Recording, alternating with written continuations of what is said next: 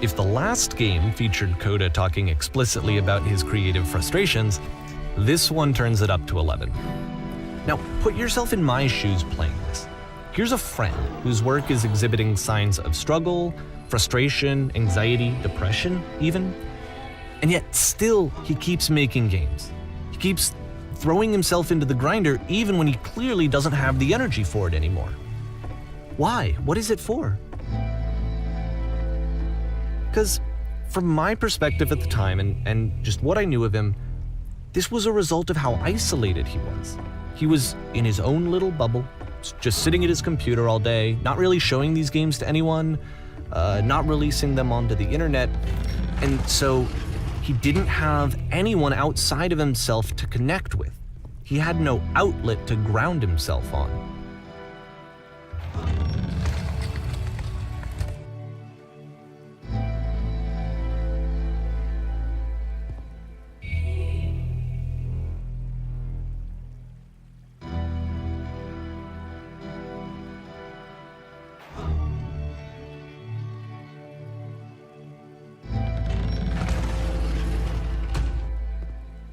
You can't talk yourself out of loneliness.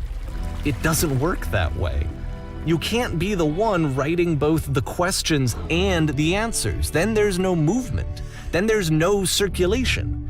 If all of your anxieties are being channeled into your work, then if the work ever fails, you have no backup and you're just going to crash.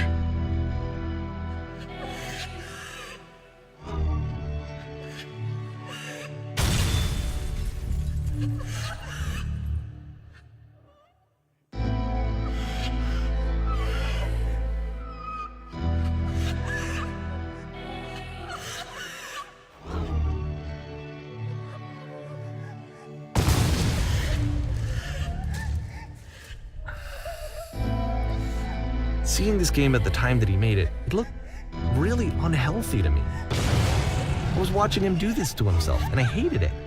I hated seeing him so trapped.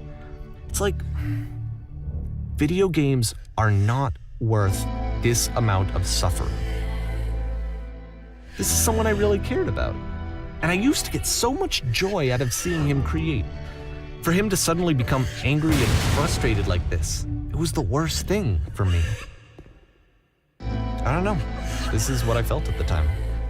I don't know how else to explain it. I wanted it to stop more than anything. I had never felt so rotten. I needed more than I had ever needed anything for this to stop.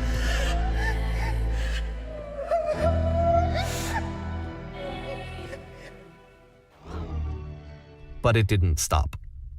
After finishing this one, Coda takes another 7 months and comes up with a new game.